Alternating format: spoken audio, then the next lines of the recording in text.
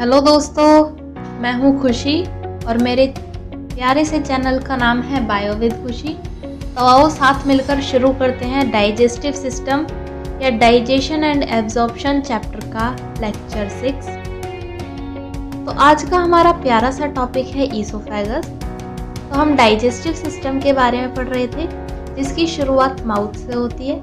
Mouth के बाद food pharynx में जाता है। हमने पिछले लेक्चर में फेरिंग्स के बारे में बात की थी। तो फेरिंग्स के बाद बच्चों हमारा फूड एक पतली सी ट्यूब जैसे स्ट्रक्चर के द्वारा स्टमक तक पहुंचाया जाता है।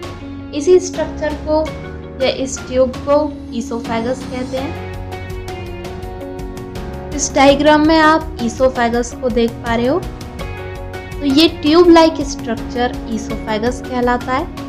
ये ट्रैकिया के पीछे प्रेजेंट होता है। ट्रैकिया बच्चों हमारा लंग्स तक एयर को पहुंचाने वाला विंड पाइप होता है या एयर पैसेज होता है। तो बात करते हैं स्ट्रक्चर ऑफ ईसोफेगस की। तो फर्स्ट पॉइंट है कि ईसोफेगस 25 सेंटीमीटर लंबा, पतला और मस्कुलर स्ट्रेट ट्यूब होता है, होती है। सेकंड पॉइंट है कि ये हमारे नेक से नीचे की तरफ को जाती है। ये ट्रैकिया के पीछे प्रेजेंट होती है। थर्ड पॉइंट है कि हमारे ईसोफेगस में लॉन्गिट्यूडनल फोल्ड पाए जाते हैं। ये फोल्ड हमारे ईसोफेगस के अंदर की कैविटी को लगभग क्लोज रखते हैं।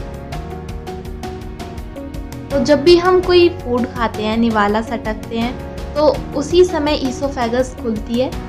तो इसे ऐसा इसलिए बनाया गया है ताकि हमारे ईसोफेगस में एयर ना जा पाए, क्योंकि हमारे फेरिंग्स में दोनों पैसेज आपस में क्रॉस करते हैं, एयर पैसेज भी और फूड पैसेज भी। तो हमारी एयर ट्रैकिया में ही जाए, हमारे ईसोफेगस में ना जाए, इसलिए ईसोफेगस का स्ट्रक्चर इस तरह से बनाया गया है।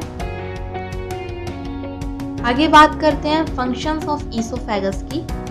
तो ईसोफेगस बच्चों हमारे फेरिंग से फूड को स्टमक तक ले जाने का काम करता है। ये जिस तरह से फूड को हमारे स्टमक तक पहुंचाता है, उस प्रोसेस को पेरिस्टालसिस कहते हैं। पेरिस्टालसिस एक वेव लाइक मोशन होता है, लहरों के समान मोशन होता है, जिसकी हेल्प से फूड को हमारे स्टमक तक पहुंचाया जाता है। तो हमारे ईसोफेगस में जो लॉन्गिट्यूडनल फोल्ड पाए जा रहे थे, वो और हमारे ईसोफेगस की मसल्स मिलकर वेव लाइक मोशन करती हैं ताकि फूड को स्टमक तक पहुंचाया जा सके। आगे बात करते हैं स्टमक की।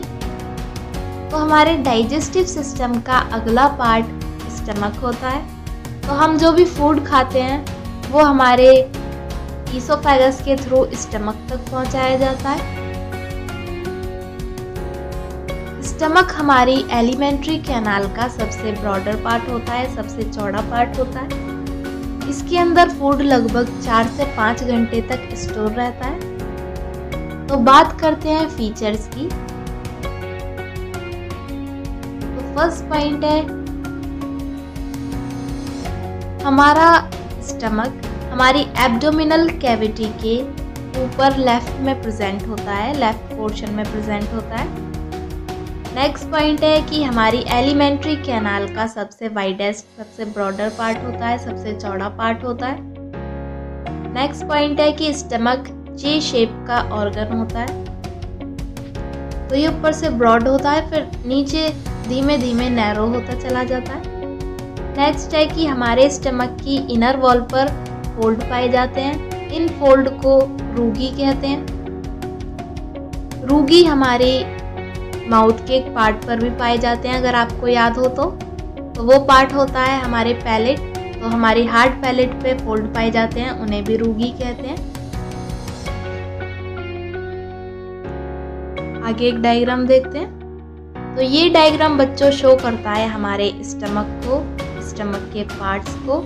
तो इसमें आप देख रहे हो कि ईसोफेगस से जो भी फूड आएगा वो हमारे स्टमक में जाएगा। फिर उसके बाद हमारे स्मॉल इंटेस्टाइन का फर्स्ट पार्ट ड्यूडेनम होता है। तो स्टमक से फूड ड्यूडेनम में चला जाएगा। ड्यूडेनम को ग्रैनी भी कहते हैं हिंदी में। ये हमारे स्मॉल इंटेस्टाइन का फर्स्ट पार्ट होता है जो सी शेप में होता है।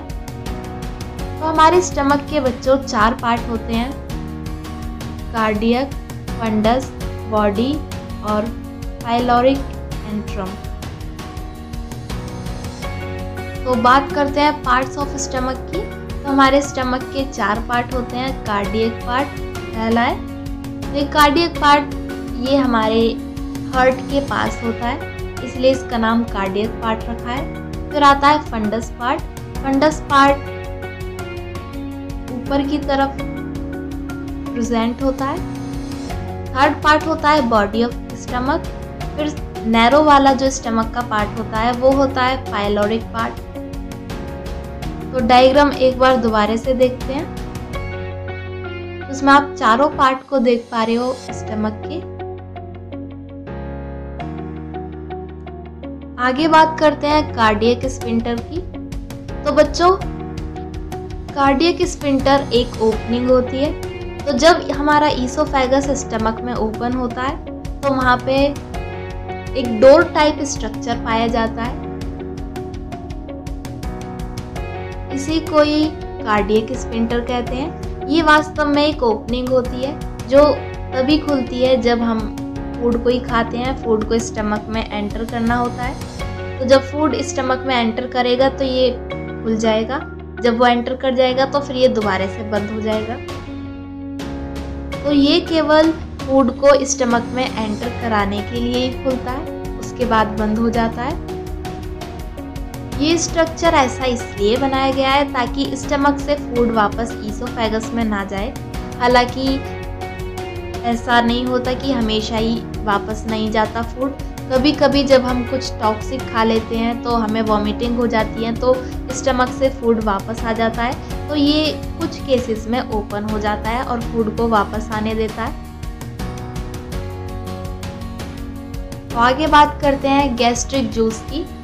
तो हमारे स्टमक में जो सिक्रीशन बनता है उसे गैस्ट्रिक जूस कहते हैं। तो गैस्ट्रिक जूस की बात करते हैं। फर्स्ट पॉइंट है कि ये स्टमक में बनता है।